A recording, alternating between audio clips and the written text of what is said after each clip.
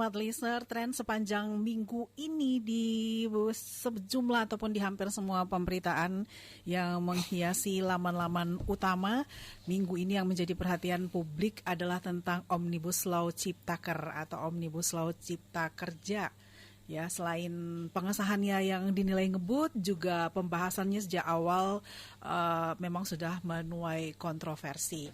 Apa sih sebenarnya Omnibus Law Ciptaker? Mungkin Anda juga sudah membacanya ataupun mendengarkannya, melihat di mana-mana penjelasan tentang Omnibus Law Ciptaker ini. Apa isi dan dampaknya bagi buruh atau pekerja? Kemudian juga pertanyaan selanjutnya, apa sih yang mendasari alasan pemerintah dan DPR untuk ngotot mengesahkan Omnibus Law Cipta Kerja ini?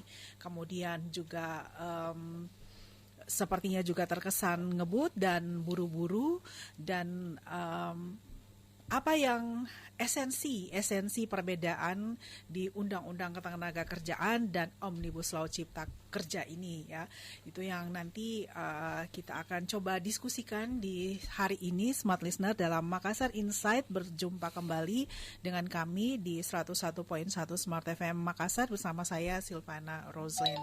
Terima kasih banyak untuk Anda yang sudah stay tune di hari ini dalam pembahasan kita di Makassar Insight untuk Omnibus Law, ambisi atau solusi, ya.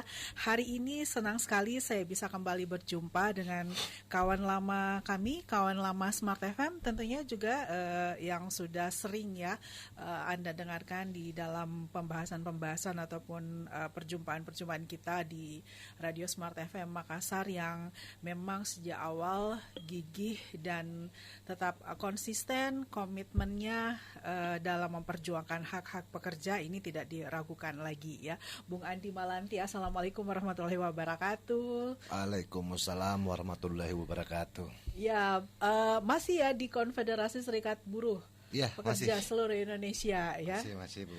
Ya, baik, terima kasih banyak.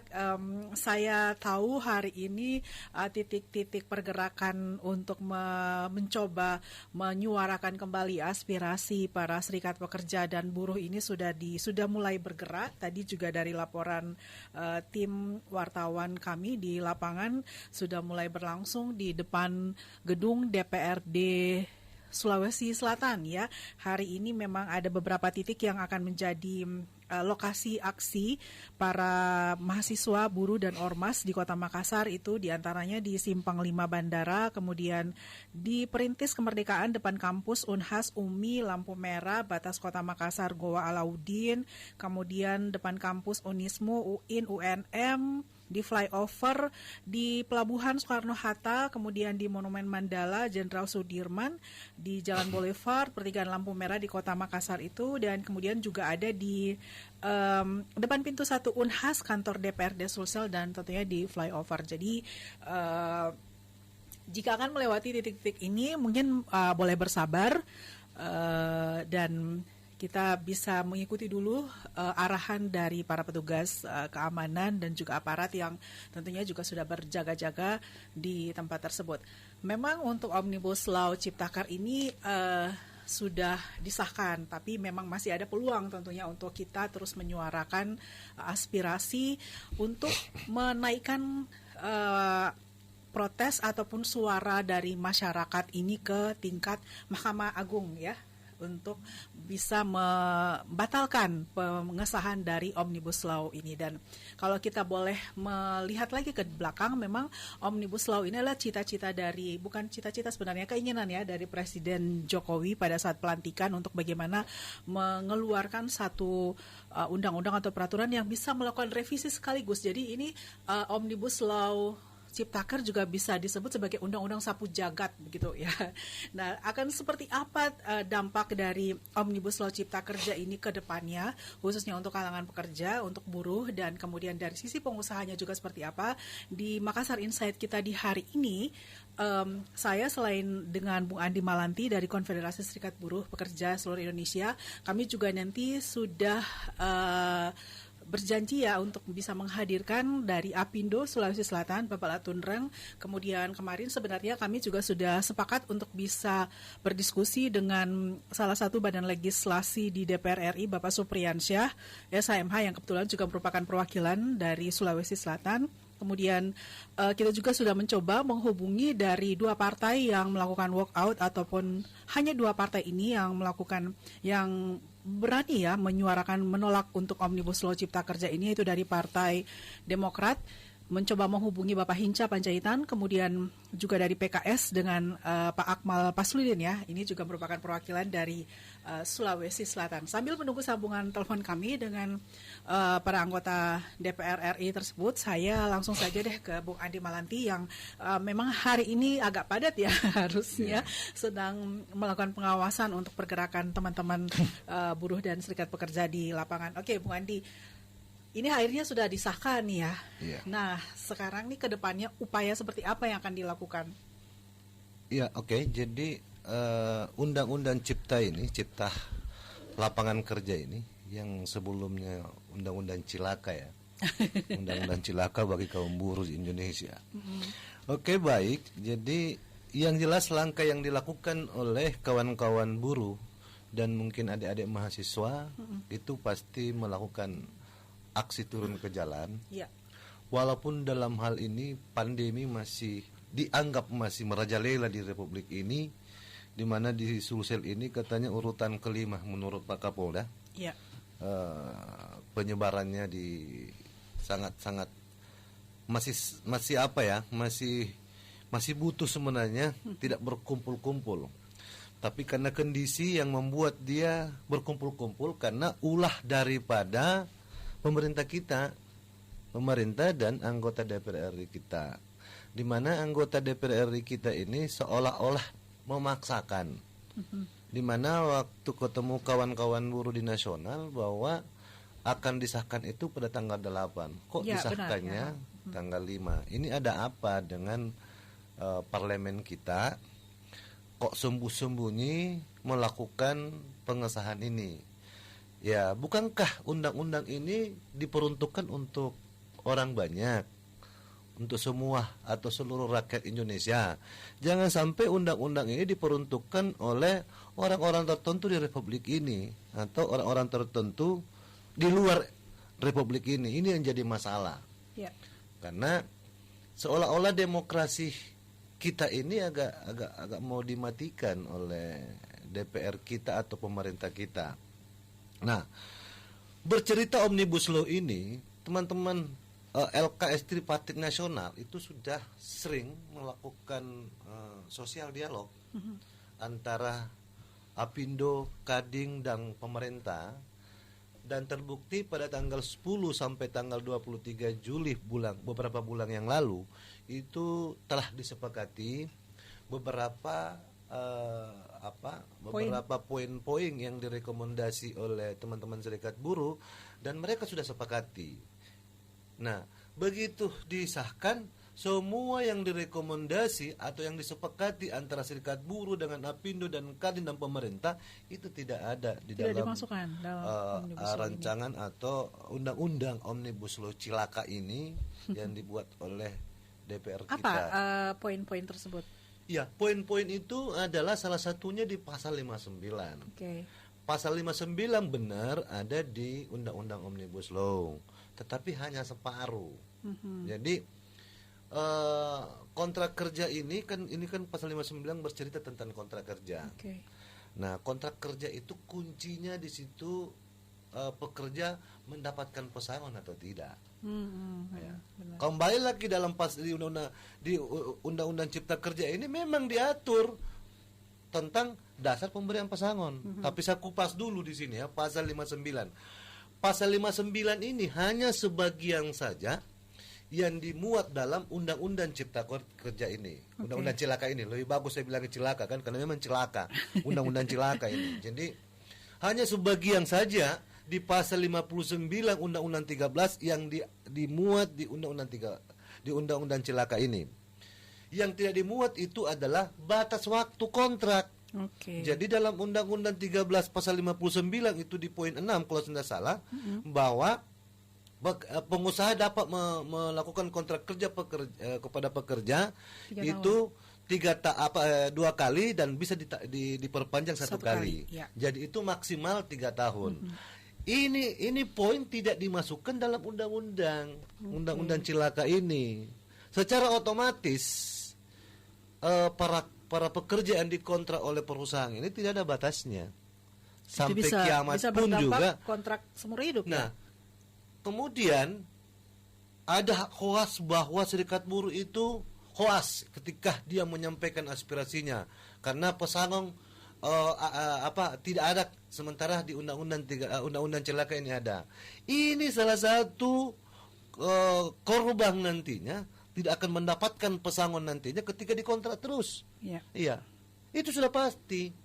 Pasal ini yang berbahaya menurut kami di serikat buruh, serikat pekerja untuk menghancurkan para pekerja kita, para buruh kita di perusahaan. Ada saja undang-undang 13 masih banyak yang memanfaatkan undang-undang ini. Jadi intinya adalah yang beredar di lapangan itu, di media sosial itu justru mereka yang hoas.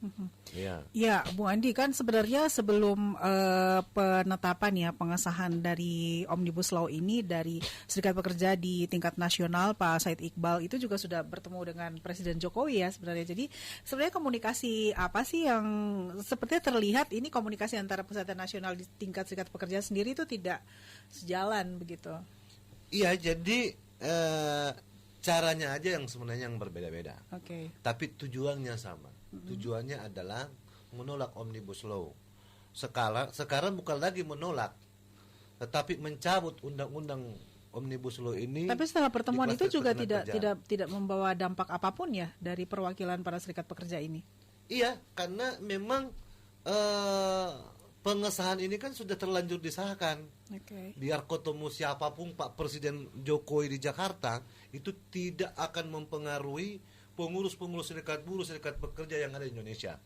Karena ini yang rasakan ini bukan pimpinan di nasional, tapi yang rasakan ini adalah buruh-buruh yang kerja di perusahaan.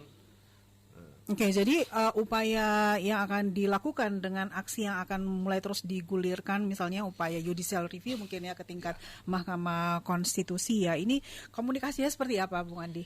Iya, yang jelas selain kita akan melakukan aksi mogok kerja ya, aksi-aksi apa dan lain-lain, ya pastilah KSBC sudah melakukan kajian-kajian hukum di nasional bahwa selain kita akan melakukan mogok, kita akan gugat di Mahkamah Konstitusi.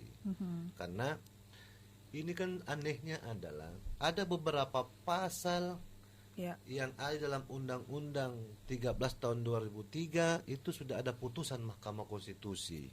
Kok dimasukkan lagi ke Undang-Undang cilaka? Iya kan, ini aneh.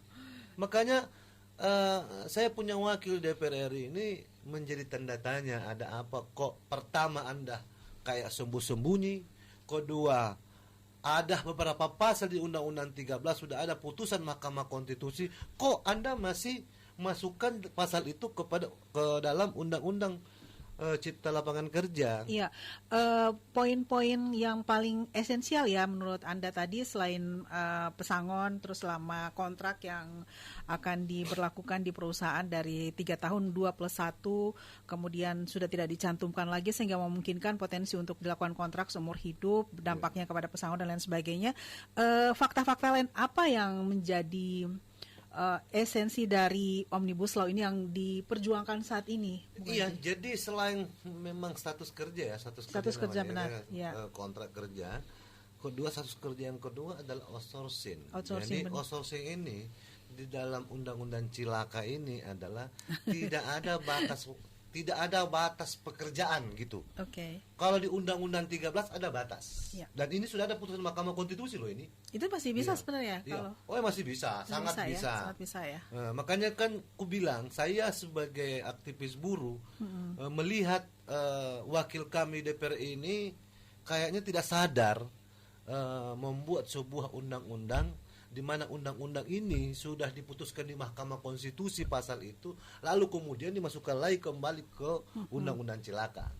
Termasuk salah satunya adalah menyangkut outsourcing. Outsourcing ini kan tidak ada lagi batas. Ya. Semua pekerjaan bisa di-outsourcingkan. Padahal di Undang-Undang 13 tahun 2003 tentang ketenagakerjaan bahwa pekerjaan-pekerjaan yang bisa di-outsourcingkan adalah bukan core business atau bukan pekerjaan pokok perusahaan. Ya. Tapi ini semua tanpa batas. Ini yang krusial ya. Ya. Krusial kedua. Ketiga adalah persoalan kembali lagi ke pesangon ya. Ya. Ke pesangon itu di Undang-Undang Cilaka itu memang diatur dasar perhitungan pesangon, tetapi tidak diatur alasan pemberian pesangon. Contoh misalnya, ketika buruh meninggal dunia, ahli warisnya kan mendapat pesangon kan, Iya. tapi tidak ada dasar itu. Berapa aturan yang dikasih kepada ahli waris ketika pekerja itu meninggal? Ya, kalau di Undang-Undang 13 sebenarnya ada ya. Kedua, misalnya terjadi penggabungan perusahaan terjadi kerugian apa dan lain, itu tidak diatur dalam Undang-Undang Cipta Lapangan Kerja. Ketika pekerja sakit berkepanjangan, itu tidak diatur dalam Undang-Undang Cipta Lapangan Kerja. Di Undang-Undang 13 tahun 2003 tentang ketenagakerjaan, pasal 161 sampai pasal 84 itu dicabut, hilang semua. Itu alasan pemberian pesangon. Sehingga kawan-kawan buruh, ke adik-adik mahasiswa menyampaikan bahwa pesangon tiadakan. Benar. Yang ada dalam Undang-Undang Cipta Lapangan Kerja adalah dasar perhitungan. Apa yang mau dihitung kalau kita tidak tahu? Pekerja ini keluar karena apa? Iya. Jadi di PHK itu kan macam-macam, Bu. Ya. PHK karena mengundurkan diri, PHK karena terjadi efisiensi, PHK karena meninggal dunia, PHK karena sakit berkepanjangan. Ini banyak. Itu diatur dalam Undang-Undang 13 tahun 2003 mulai pasal 161 sampai pasal 184. Itu hilang semua. Oke. Ya, itu. Perwakilan dari pekerja kan juga sebenarnya diikutkan dalam rapat-rapat pembahasan gitu ya, Bung Andi. Iya, kami kan sudah sampaikan tadi dari awal bahwa di tanggal 10 sampai tanggal 23 Juli itu kami punya perwakilan di Serikat Buruh namanya LKS Tripartit Nasional. Ya. Di situ di LKS Tripartit Nasional ada 3 unsur. Ada unsur pengusaha, ada unsur pemerintah, dan ada unsur serikat pekerja, serikat buruh. Dan apa yang saya sampaikan tadi itu sudah disepakati, disepakati dan dimasukkan ke balik. Yang jadi masalah, apa yang direkomendasi oleh serikat buruh berdasarkan hasil kesepakatan itu tidak dimuat dalam Undang-Undang Cipta Lapangan Kerja. Ini yang jadi masalah. Iya, baik Bung Andi. Smart Listener, itulah penjelasan dari Bung Andi Malanti dari Konfederasi Serikat Buruh seluruh Indonesia, yang mana tadi menyebutnya Omnibus Law Ciptaker ini adalah undang-undang cilaka ya.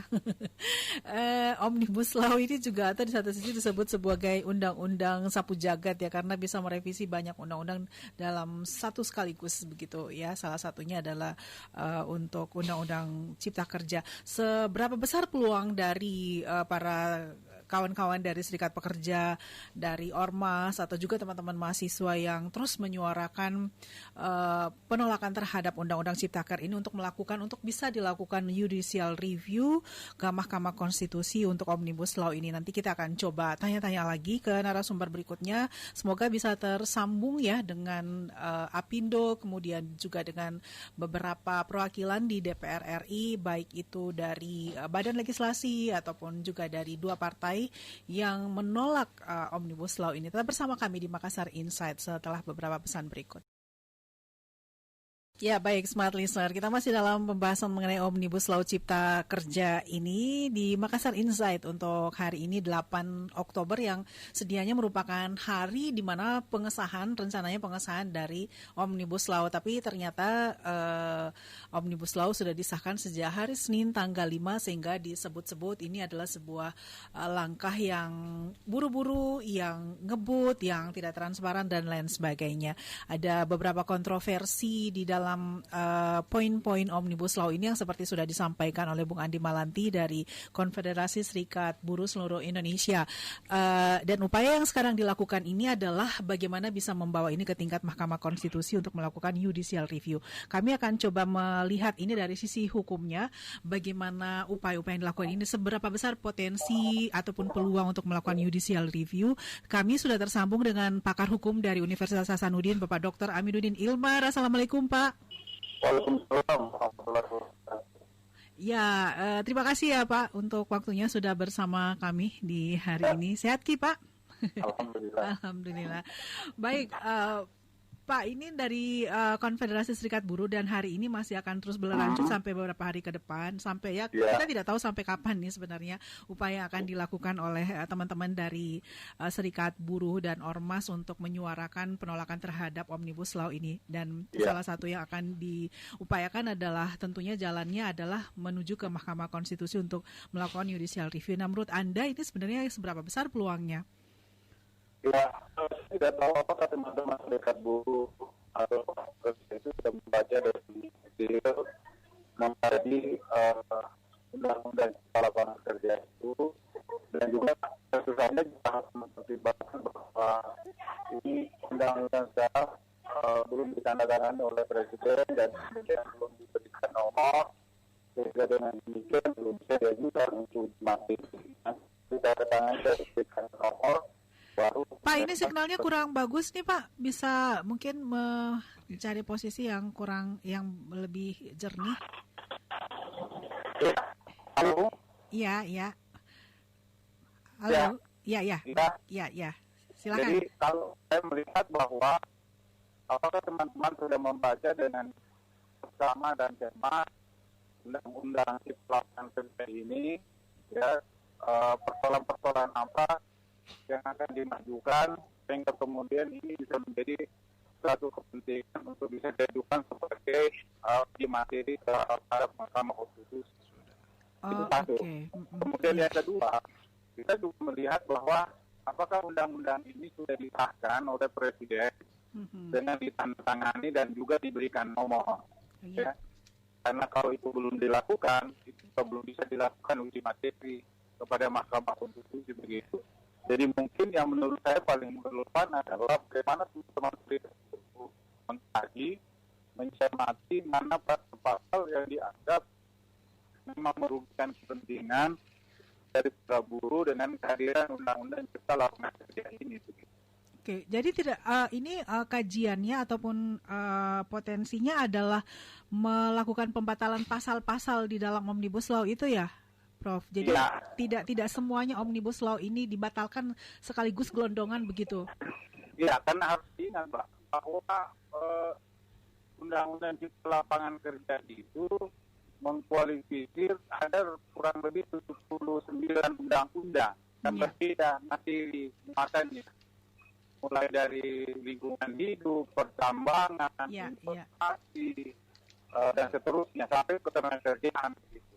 Jadi kalau yang hanya berkaitan dengan persoalan ketenagakerjaan berarti satu bab sendiri di dalam undang-undang itu yang mengatur tentang ketenagakerjaan. Itu saja yang harus dicermati, dikategorisasi, yang kemudian apakah ketentuan norma yang ada di situ memang merugikan kepentingan buruh dan kemudian itu disesuaikan dengan undang-undang ketenagakerjaan yang ada. Karena kalau saya melihat pemerintah hanya menyatakan kami tidak mengubah undang-undang, kami hanya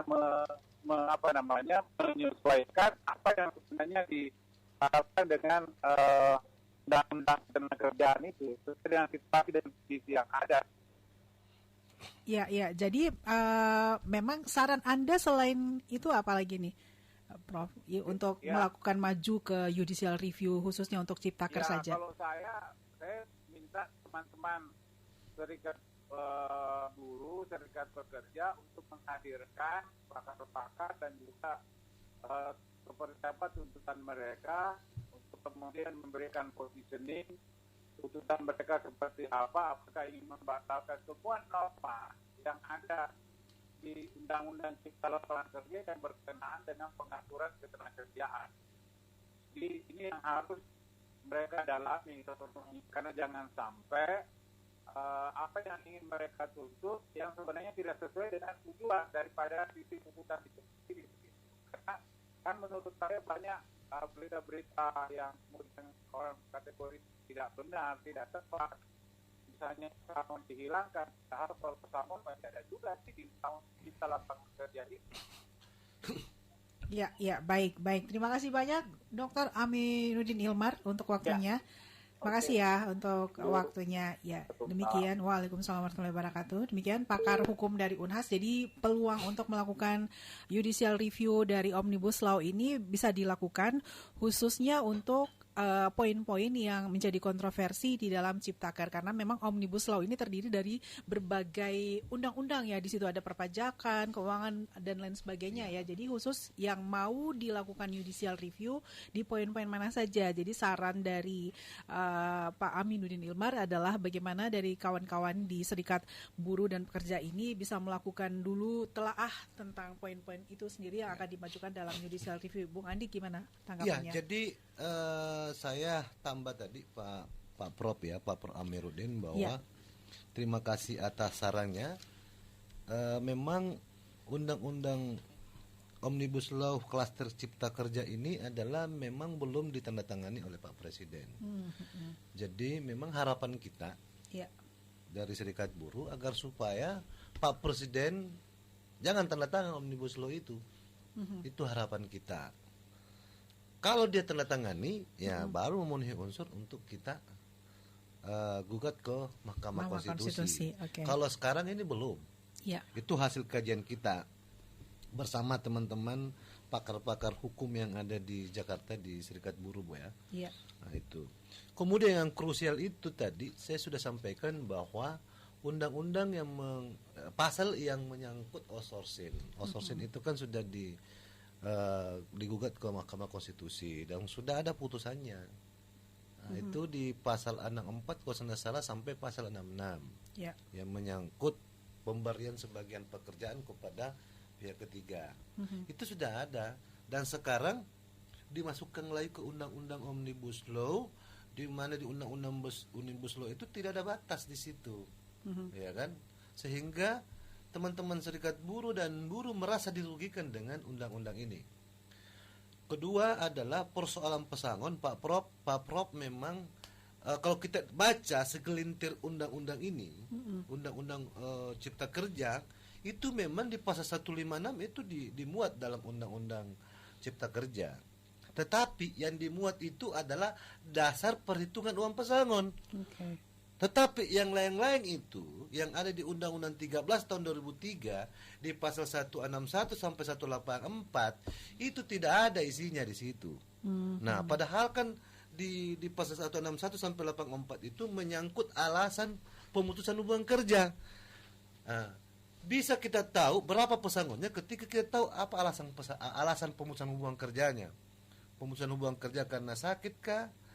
Sakit berkepanjangan atau meninggal, itu tidak diatur dalam Undang-Undang Cipta Kerja, sehingga teman-teman Serikat Buruh dan buruh Indonesia menganggap bahwa pesangon tidak ada karena tidak ada alasan PHK-nya.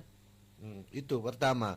Kemudian yang kedua, kenapa teman-teman mengatakan bahwa pesangon tidak ada? Kan itu tadi, kontrak kerja ini selama-lamanya, enggak ada batasnya. Namanya di kontrak, ya peluangnya untuk mendapatkan pesangon itu tidak ada. Ya, yang ketiga adalah mengenai upah per jam. Upah per jam itu kemungkinan besarnya juga 190 sekian persen pekerja tidak akan mendapatkan pesangon dan jaminan sosial ketika sistem pengupahan ini dilakukan dengan sistem upah per jam. Itu ada 3 poin.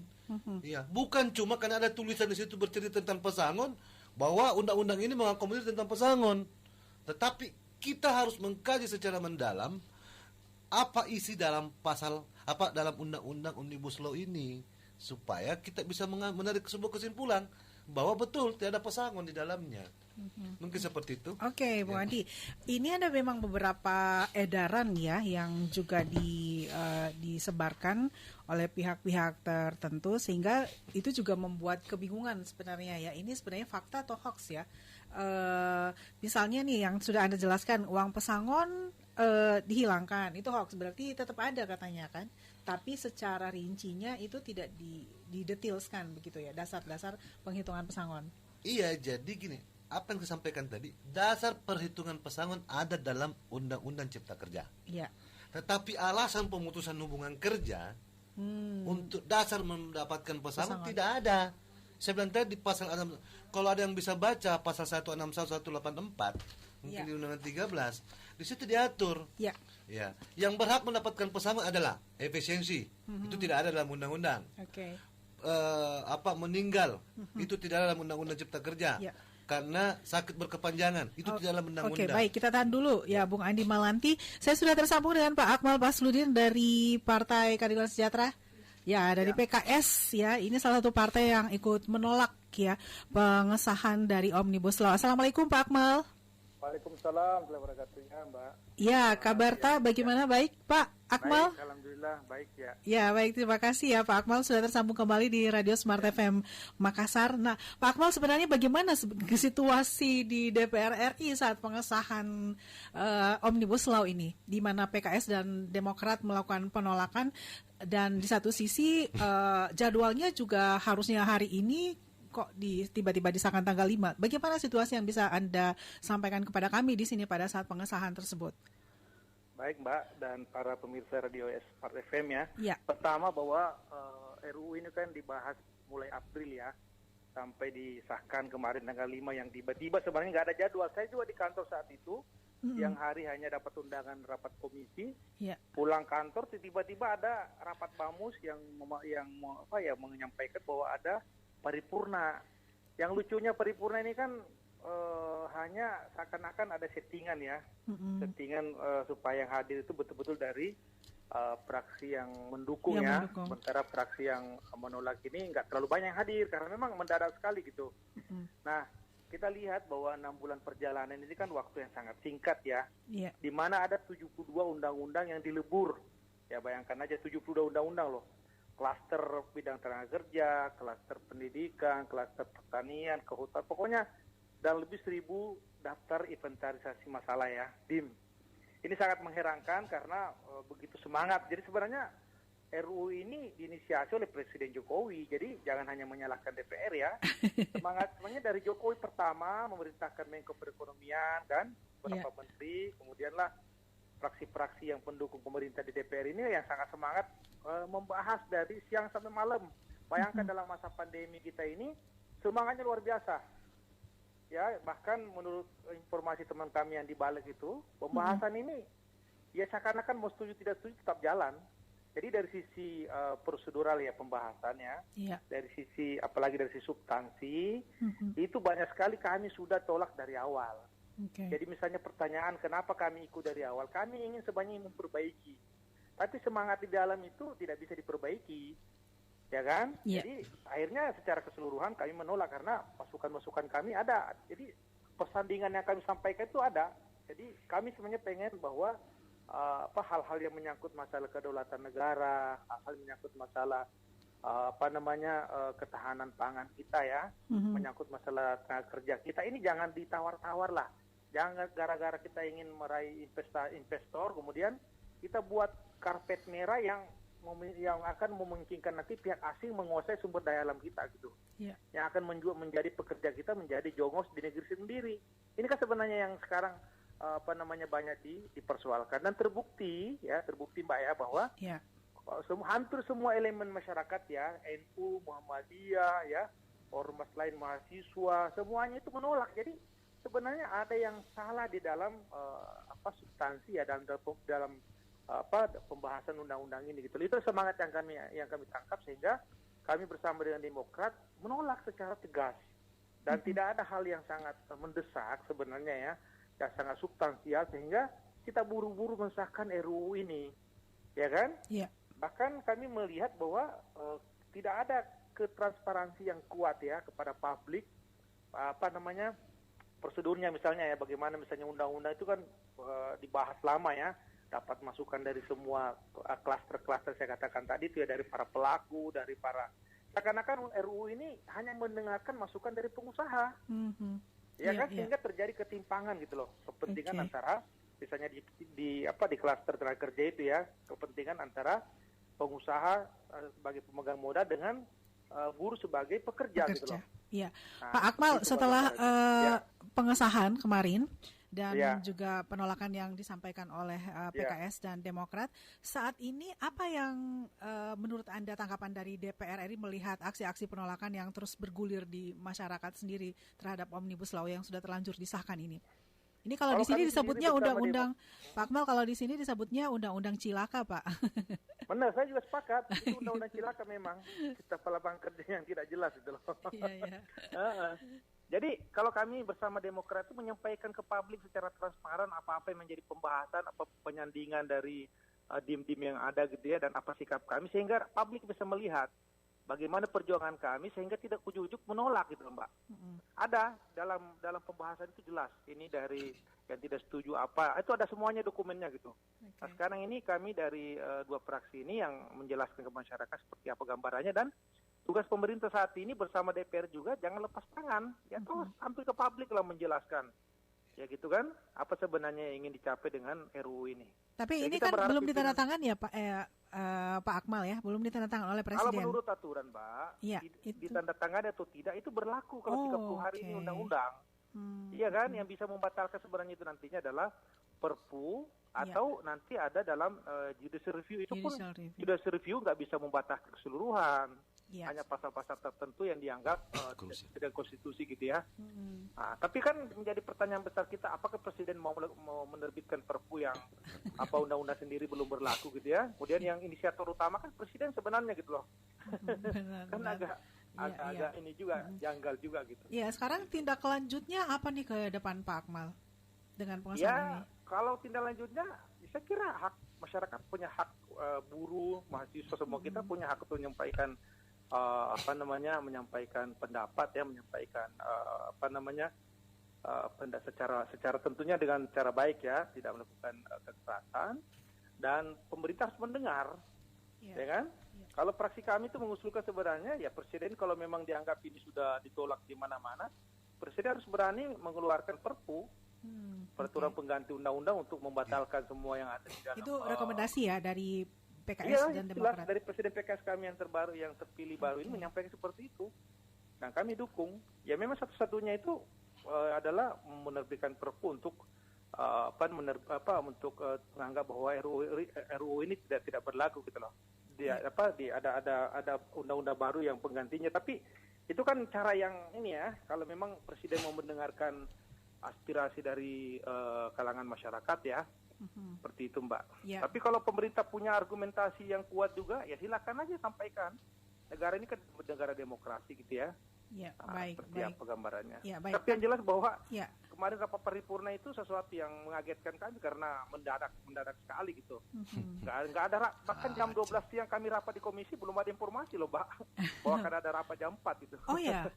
Iya, seperti itu gambarannya. Ya baik, Pak Akmal, sekarang untuk aliran pergerakan aksi di Jakarta sendiri ada ke gedung di Senayan? Ada. Jadi memang agak riskan ya karena kondisi Jakarta masih zona merah ya. Tapi saya lihat aksi tetap ada dan DPR saya kira terbuka untuk menerima aspirasi ya karena rumah rakyat gitu ya. Tapi ya tidak bisa dengan cara-cara yang ini ya, cara-cara kekerasan, karena itu kan bukan terbiak dari negara demokrasi. Sampaikan aja, silakan disampaikan, dan tentu juga yang perlu didemo juga sebenarnya perlu didatangi juga adalah kantor pemerintah juga, supaya mereka juga mau sebagai pelaksana undang-undang ini pemerintah gitu kan ya. Seperti itu. Baik Pak Akmal Pazluddin, terima kasih banyak untuk waktunya Pak Akmal.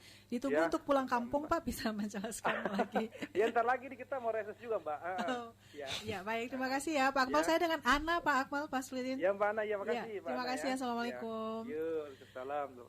Ya, demikian salah satu dari Partai Keadilan Sejahtera, Pak Akmal Pazluddin, yang juga merupakan perwakilan dari Sulawesi Selatan ya. Dan ini sudah disampaikan Bu Andi, ternyata dari PKS sendiri juga terkaget-kaget ya dengan undangan rapat paripurna yang mendadak untuk pengesahan sekitar 700 ya tadi disampaikan. 72 undang-undang. 72 undang-undang yang dimasukkan dalam Omnibus Law kali ini, salah satunya Undang-Undang Cipta Kerja. Jadi mau Presiden tanda tangan atau tidak, tadi kan menurut Pak Ilmar harus memang ditandatangani Presiden untuk bisa melakukan judicial review. Tapi di satu sisi undang-undang ini ditandatangani atau tidak oleh Presiden itu tetap akan berlaku ya setelah 21 hari kalau tidak salah dengar tadi. Gimana Bu Andi akhirnya nih? Iya, jadi saya juga kadang heran. Anggota DPR RI saja kaget, apalagi kita ini kan, ya rakyat. Ini membingungkan juga ini. yang mengatur sidang-sidang di DPR RI di sana. Oke, terima kasih Pak Akmal atas argumen-argumennya. Kami juga agak sedikit menambah wawasan sehubungan apa yang disampaikan tadi Pak Akmal. Nah, kemudian kami memang di KSBSI ya kan tetap menolak rancangan undang-undang Cipta Kerja ini menjadi sampai kapan undang-undang nanti untuk tenaga beraksi demonstrasinya? Jadi kami akan berhenti setelah undang-undang ini dicabut ataukah Pak Presiden membuat Perpu, ya benar, ya kan? Kami tetap akan melakukan perlawanan terhadap kebijakan yang menurut kami ini cilaka bagi rakyat Indonesia. Karena ini merusak dan ini kan menurut saya ini melanggar moralitas konstitusi kita. Iya. Kenapa? Karena pertama saja etika memutuskan sebuah undang-undang ini kan sudah tidak demokrasi sebenarnya. Undang-undang ini sebelum dilahirkan banyak protes, tidak satu pun yang sedengar lembaga-lembaga kemasyarakatan yang ada di Republik ini mendukung Omnibus Law kecuali orang-orang atau oknum-oknum pemerintahan yang mendukung Omnibus Law. Selain dari itu, ormas-ormas keagamaan menolak, ormas serikat buruh, mahasiswa dan lain-lain, semua menolak. Toh, yang anehnya adalah pemerintah tetap memaksakan Omnibus Law ini diundangkan. Ini ada apa dengan pemerintah? Ada apa dengan DPR RI? Kenapa dipaksakan diundangkan ini? Yang lucunya lagi, pemerintah menginstruksikan bahwa jangan selalu melakukan datang ke kerumunan mencegah COVID-19, kerumunan. Tetapi dia sendiri yang menimbulkan sebuah kerumunan, ya kan?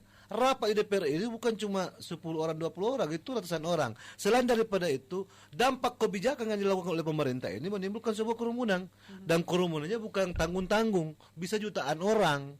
Aksi-aksi yang ada di Republik ini di beberapa kabupaten kota, ada 30 kabupaten kota berdasarkan data, itu kan ribuan orang itu, ribuan orang bahkan ratusan ribu orang yang berkumpul. Nah, kalau misalnya 15 hari ke depan tidak ada kena pandemi, berarti isu yang dibuat oleh pemerintah ini adalah isu hoax. Iya kan, ini sudah pasti Pak, ribuan orang. Nah, ketika terjadi misalnya peningkatan COVID, berarti selama ini informasi yang dikeluarkan oleh pemerintah adalah informasi hoax. Iya. Ya, kan gitu ya. Ya, baik.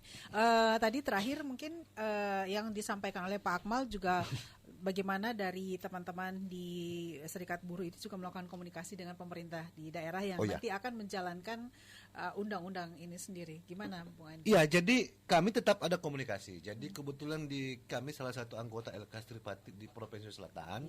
Kita tetap berdiskusi terus dengan Apindo, dengan pemerintah sehubungan dengan ini. Cuma kan jawabannya bahwa yang punya kebijakan adalah pusat. Kami cuma mengikuti perintah apa yang diperintahkan oleh pusat.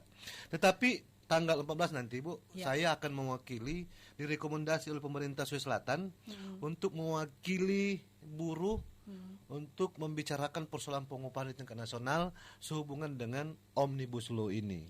Tanggal 14 sampai tanggal 18. Kita akan datang ke Jakarta membahas tentang ini di sektor pengupahannya. Jadi ada harapan dong ya untuk membawa aspirasi ini ke tingkat pusat ya. Jadi pasti kita akan membawakan aspirasi ini menyangkut salah satu pasal di dalam Undang-Undang Omnibus Law tentang pengupahan.